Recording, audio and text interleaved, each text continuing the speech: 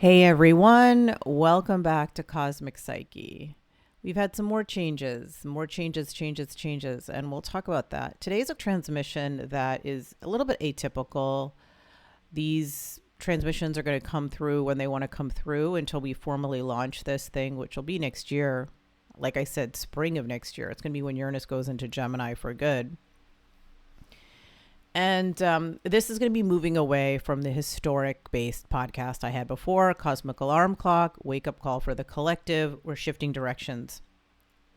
But I will definitely come on at some point in September and do historics on Saturn going into Aries, Neptune going to Aries, and Uranus going into Gemini, and any political or interesting stuff that's come up since then, only because I want to complete the loop I started. That's basically what it is.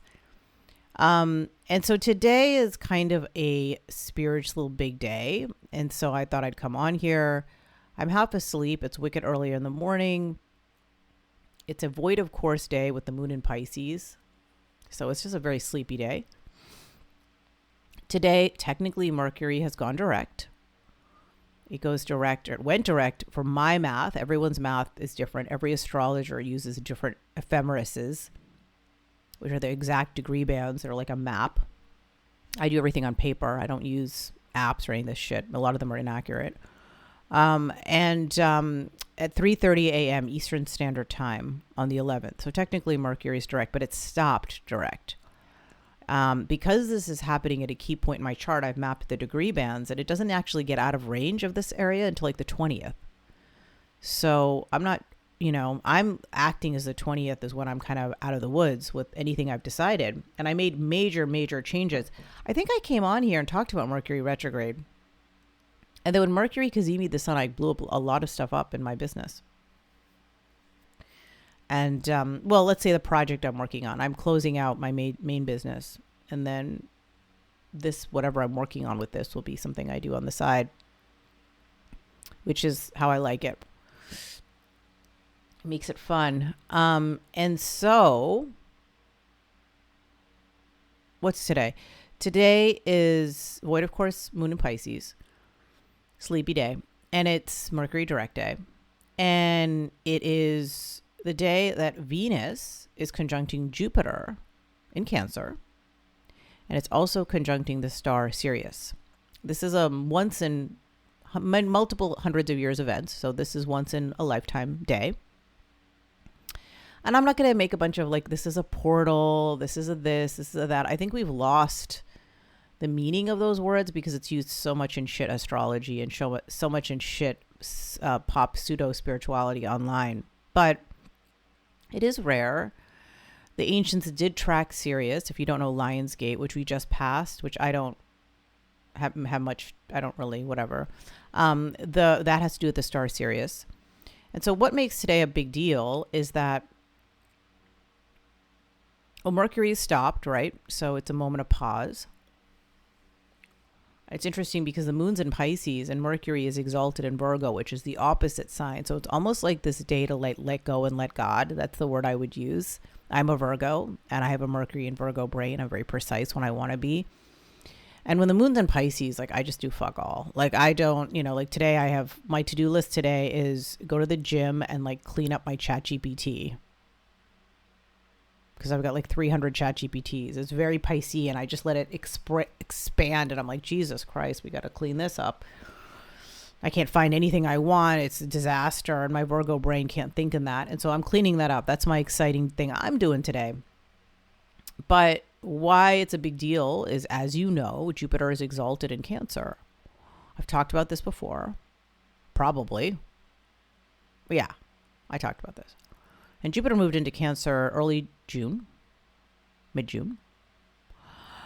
And that happens once every 12 years. And Jupiter is the sign of exaltation. Cancer is the sign of Jupiter's exaltation. Its favorite place to be. It's not true. It's, the home sign. Technically, the home sign of Jupiter is Pisces and Sagittarius. But it's a home sign of exaltation. I have Jupiter in Cancer, and it's a very powerful placement for intuition. And so this conjunction is happening there. So Jupiter and Venus conjunct every year, But obviously this would only happen once every 12 years. And now we have the star Sirius involved, and that's a big deal. Sirius is the brightest star in the sky. Venus and Jupiter are considered the benefics of astrology, the lucky placements, the expanders. And I have had some interesting things happen on Jupiter-Venus days in the past. I've done some interesting moves for the future. Sometimes they were just like, I just spent a lot of money. So, Jupiter are going to just expand everything it touches. When they conjunct in Taurus, I spent a lot of money on something. Like a lot of money on something kind of spontaneous. That day I spent $13,000. And the reason I'm sharing that is because 13 is the number associated with a goddess. I actually have a bunch of episodes on my other podcast dedicated to 13, if you're interested, as well as a whole video on my YouTube channel. I put a lot of my cosmic alarm clock stuff on my main channel to hide because it was getting a lot of traffic and ruining my algorithm. But I kept that one up on the historics of 13 and why 13 is actually a very lucky number and why they made it. It's just patriarchy. It's actually just basic math. It's the Fibonacci sequence. It's kind of like the people who don't believe in astrology, I don't actually think are that bright, to be honest. It's like they're not even paying attention to anything. They just want to I don't know. I'll share this. I'm feeling this. Maybe it's because I've been spending too much time online. I'm feeling like this extreme chasm increasing with the Aquarians and the non-Aquarians. People talked about this. The age of Aquarius is not going to be this like kumbaya fest that everyone talks about. I've said this before. It's going to be a bifabrication. Okay, moon in Pisces void, probably not the right word. Didn't pronounce it right. It's like a splitting. It's going to be this tribal splitting of people of different values, futuristic people like me who talk about stuff like that, but also are like smart and talk about other things, and like other people who are like, this scientist told me this. I believe what the science tells me. I'm smart. And like people want to hold on to their fucking beliefs from like 5,000 years ago. I feel like we're getting worse. Like I feel like it's going into a bigger divide. I think the fundamental cosmic psyche is shifting. So that's kind of the deep ass conversations I'm going to be having on this podcast. This isn't like, if you're a Taurus, this is what you can expect for October. This is your time, girl. Yes, apply for that job. And yes, it's your time. Like, no, that's not the kind of bullshit we're doing here. So if you get a sense of where this is headed, I don't know where this is headed. Those of you who've been in my world for a while know that this brand started with channeling. You know that Cosmic Alarm Clock literally fucking birthed through me in the middle of the night. I had no desire to have a spiritual business. I had no desire to have a spiritual podcast. And then it just showed up. And I'm flabbergasted. It still exists, to be honest. But thanks to AI editing tools, thank you, Age of Aquarius, this is very simple for me to put out there in this kind of a format. If I wanted to grow it and promote it and all that, that becomes the thing. And we'll worry about that in 2026, which, if you said the word 2026 a few years ago, you would think, oh, we're talking robots, we're talking future. It sounds so, I'm from this, I was born in the 70s. Like 2026 sounds like, that's like future. So it's kind of funny because on my desk right now is a human design book, and it's this like book of, if you've ever seen a human design body graph, it's crazy ass looking. And, that whole thing is about February of 2027. So let's talk about February of 2025. I believe this is the day. February 2025, the North Node in Pisces conjunct Neptune roughly at like 27, 28 degrees. And today the moon's in Pisces. The moon is the Cancer's home sign. And then we're having this powerful conjunction today. So Jupiter conjunct Venus in Cancer with the star Sirius, the day Mercury stations direct in Leo, which is important. I'll get to that at the end. And it's happening when the moon is in Pisces, very close to that degree of what happened in February. And as you know, Neptune is like the reality tracks, the imagination tracks that lay the reality train. That is a quote by Carolyn Casey, OG astrologer. You'll always see me quote OG astrologers on here. And I hope to bring on OG astrologers on my podcast. I want to bring it back.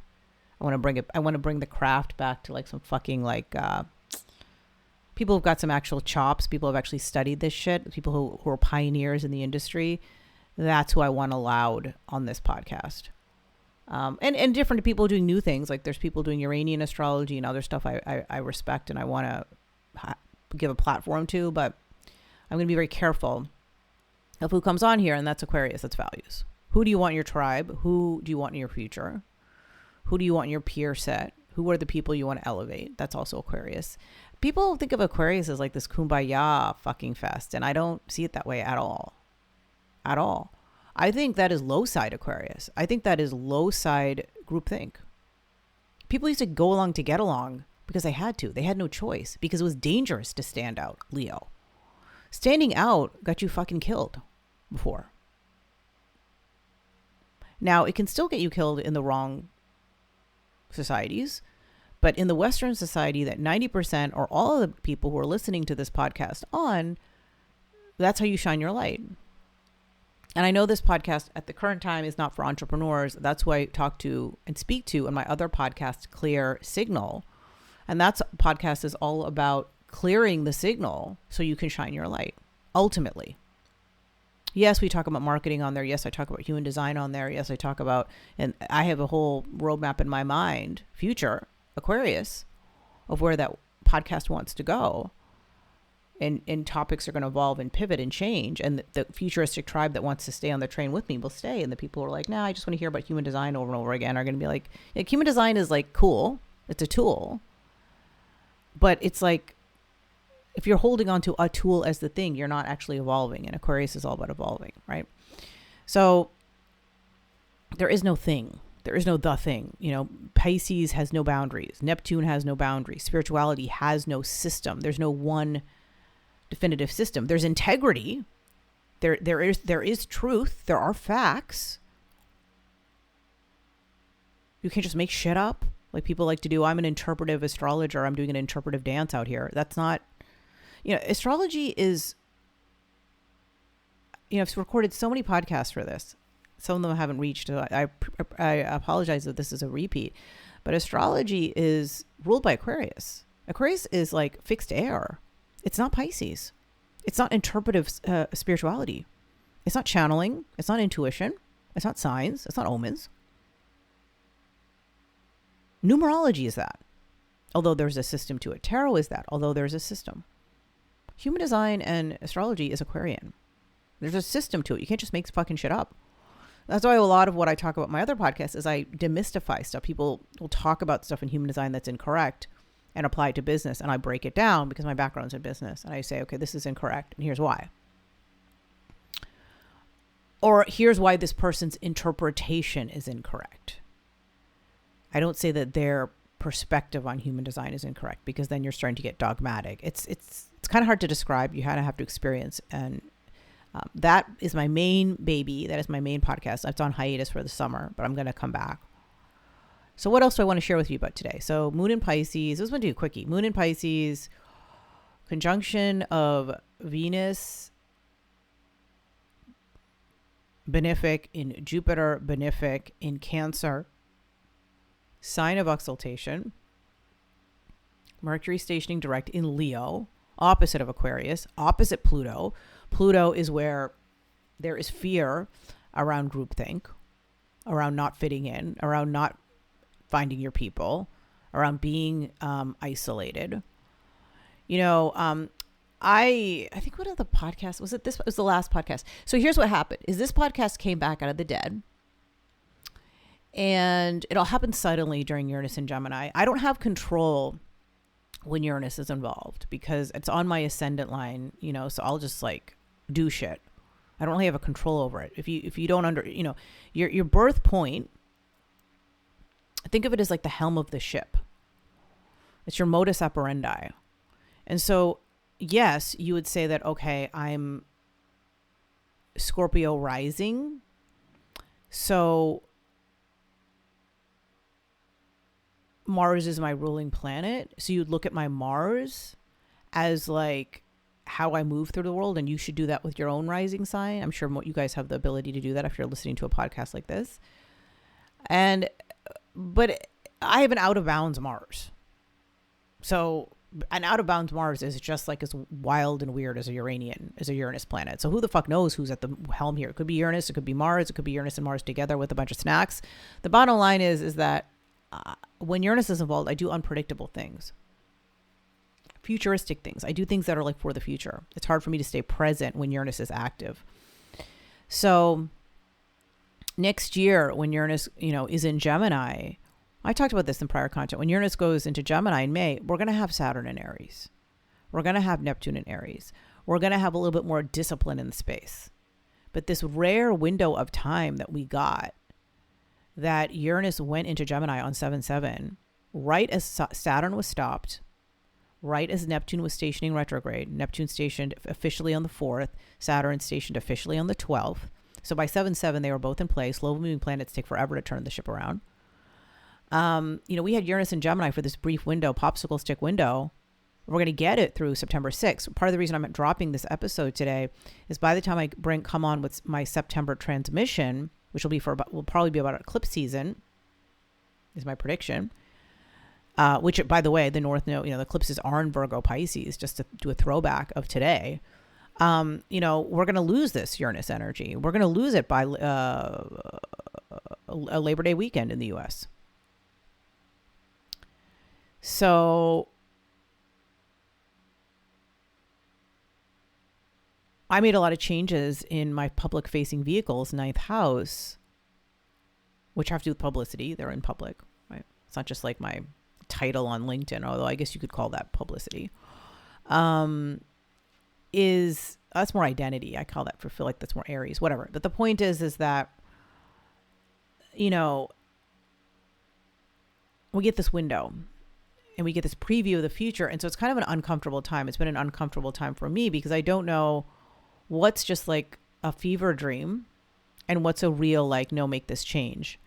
So I made a major name change for my other podcast, which changes the whole direction. I have a specific, like I said, that's my main dish. I have a specific goal in mind for that. And I used a pendulum 3 times.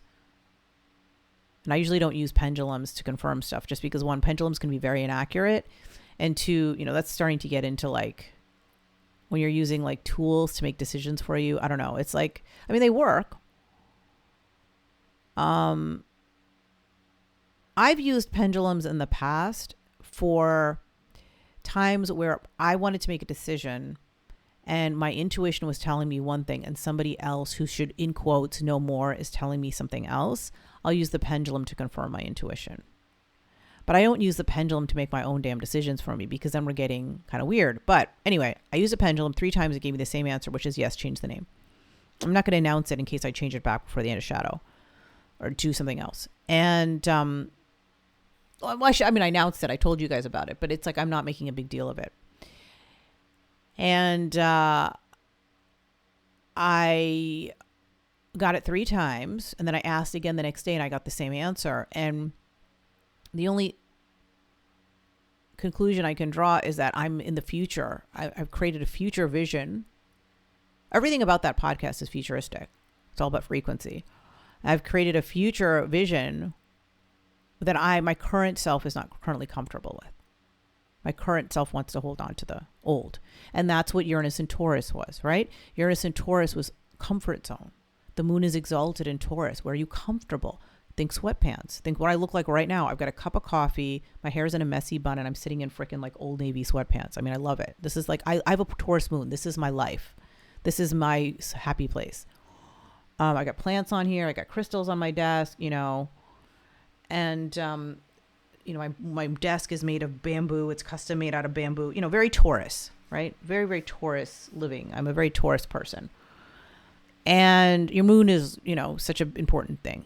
in your chart. People dismiss the moon with sun sign shit, and I would consider the moon one of the most important placements, if not the most important placement in your chart. I would look at your moon, your rising point, and not just the sign, but the actual point, and the nodes. That to me is, if you wanted to do your back of your hand astrology, understand your placement and aspects to your moon sign, like the back of your hand. I mean, and the aspects matter, meaning what else, other planets are the moon connected to, everything about its placement, including sign house from Placidus, not whole sign. Same thing with your rising sign and your nodes. By the way, if you need a book on the nodes, somebody asked this on Threads yesterday and I said it, so I'll say it to you guys.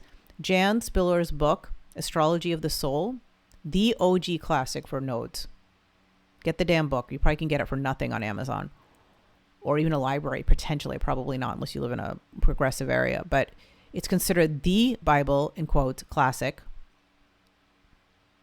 Nothing comes close. People talk about Stephen Forrest's book and all this. I already did a whole fucking podcast I'm going to drop on how like Stephen Forrest did not invent evolutionary astrology. Pluto been there. Nodes been there. It's some white fabrication of like, I call myself an evolutionary astrologer, by the way. I am not certified in any of that shit. You don't need to be certified in Stephen Forrest's fake evolutionary. Karma has been there since the beginning of time. I have a whole episode on why the way the white community uses karma is not right. But karma's been there. Pluto been there. Node's been there. So I would use a system agnostic book. Use Jen Spiller's book. It does not have the house placements. She was writing that book when she passed, but I find that their stuff is so accurate. So for me, I'm a Libra North node, but it's in the 11th house. And I would say that I read the Libra section and the Aquarius section, Aquarius is associated with the 11th house, I'm pretty dead on. It's pretty dead on. I'm 47. You know what I'm saying? So I passed my nodal opposition. I passed my Uranus opposition. I've had a lot of life. And I can read that and be like, yeah, that's me. In a nutshell. That's my edge point. So I would take your North Node placement and then take the house, take like the signs are associated with different houses. And any Google will do that. I would actually recommend Google, not ChatGPT. By the way, if you guys are out here ChatGPTing astrology, it is the most inaccurate shit I've ever seen. I'm actually in shock at how bad it is, considering how good it is at other things. I'm not sure if it's just the inputs it's taking aren't good. I'm not sure if it's pulling from all these other databases, which is what generative AI is. Generative AI is it's not coming up with anything on its own. And this is actually an important conversation. I did a whole episode on astrology and AI. I'll drop it in the future. This is an important conversation because a lot of people think that they don't need to have astrologers anymore because of AI. And AI's pattern recognition has nothing on the pattern recognition of intuition. It lacks all intuition. And people are out here thinking like AI is their spiritual mentor. I had a client say that to me the other day. I'm like, it's just really good at manipulating your psyche, dude. It's not your higher self talking to you. It's not this magical spell. People are like under this magical spell of ChatGPT. I mean, ChatGPT is great for agnostic personal development stuff because a lot of people out here, coaches, I work with a lot of therapists, they have their own fucking baggage they bring to shit and they project it onto you. ChatGPT and other AI tools are agnostic, indifferent. That's not the right word. What's the word I'm looking for? You know what I'm talking about. They are neutral. But that doesn't mean they're your higher self, my friend. Be careful with that. So anyway, I calculated my port of fortune. Port of fortune is it's from Arabic astrology. Port of fortune is a mathematical calculation between your rising and the sign, your moon and your sun. And I don't use port of fortune with my clients. I don't do Arabic astrology, but it's just something I know. And the reason I share that, it's a mathematical calculation. So there's no interpretation. There's no reason ChatGPT should get that wrong. I asked both Claude Pro and ChatGPT Pro, and it gave me like 4 different port of fortunes. Same birth time. I'm like, oh my God, this is basic math. You can't do basic math? What the fuck? They gave me 2 different signs. One said it was like in Aries. One said it was like in Cancer. I was like, what? Anyway, tangent. Pisces. Hello, void of course moon Pisces. We went on a ride. That's today. I feel like it's relevant. It's on the 11th. I don't know. I'm big into 11 is a powerful, 11 is, this whole brand has been birthed through 11. And I'll just close out with this little thing is that on 11/11 in 2021, I met a snake. I talk about that in some of my other content. I didn't actually, anyway, red-tailed boa, gigantic snake. So she was like wrapped around my neck and she was on my face. I love snakes. I love all animals. So that doesn't freak me out. And I believe snakes are the messengers of I do believe that animals are talismans. That's very Neptunian. That's very Piscean. That's not Aquarian. That's not a system. I just believe animals are omens and messengers, and they give us messages all the time. Like I had a toad in my garden yesterday, giant toad. Dude wouldn't leave after like 4 hours, just sitting there. I swear to God, he was like talking to me. And if you don't know, like bufo, which is the toad psychedelic, I've done that. That comes from a toad. Toads are considered, for a good reason. A lot of ancients have been using these psychedelics for years. Well, before we do, what's the other frog psychedelic? Combo, right? That also comes from a tree frog. They know. The ancients know. So when I see a toad in a garden, I don't just like dismiss it. That's kind of a rare sight to see a giant toad. And he's just sitting there. I feel like he was talking to me. Anyway, this is the most Piscean podcast ever. 11/11, met the snake. She talked to me. She's the one who told me to start being more public with my astrology stuff. And on 12/1 of 2021, I started a YouTube channel called Cosmic Psyche. Now that name is taken. A lot of the names I had back then were taken. I was stupid. I should have just taken the damn name. But so now on YouTube, we are Cosmic Psyche Podcast. And backwards to go forwards, full circle, this podcast is now Cosmic Psyche. So I don't know what that means. I don't know why we're going backwards to go forwards, but it feels right. It feels very much in line with the kind of conversations I want to be having and the direction I want to be taking my astrological explorations, the conversations I want to be having, the things I want to be putting out in the world. This is just an exploration. The conversations will be exploratory, and they're just for anybody who wants to come along, basically. And eventually there'll be, I might do like specific astrological deep dives that are behind a paywall, whatever. But for now, this is just what it is. And that won't be till the 26th, if at all. And something unfortunate happened on 12/1 in my life that changed my life forever. And the snake was a harbinger of that, was an omen of that, and for very literal reasons that don't matter to the public right now. But it wasn't the time for Cosmic Cycling, clearly, because everything in life went on hold after that for a very long time. And so Cosmic Psyche is back. And what's really interesting is Cosmic Psyche is going to be about the subconscious. It's going to be about the collective psyche. So I'll talk about a little bit about societal shifts. The kind of conversations I want to be having is in my other original podcast, and I will put these up. I will put these up on my feed because I want to have this feed have historics of key things I want on here. I had 2 interviews with someone. One was a Harvard trained psychiatrist on like mental health in the age of Aquarius. That was in 2022. And another one was with a fintech leader. She's now an AI executive high up on, dark web and AI and all this. And that stuff has even just become more relevant. Everything we said is even more present because people who are futuristic see the fucking future. That's the whole point.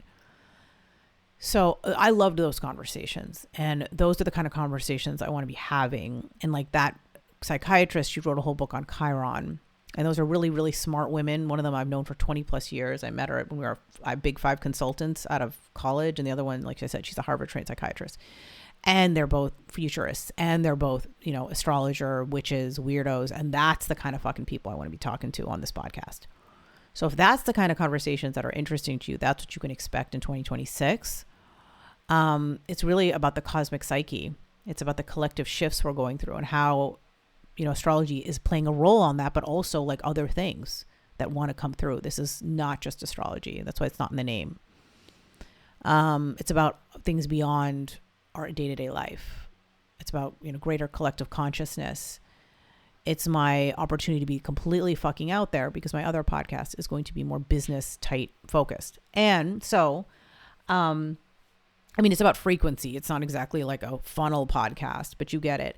And so that was a little bit of the reason I brought this back. Those missing conversations like that. I don't have the time for that right now.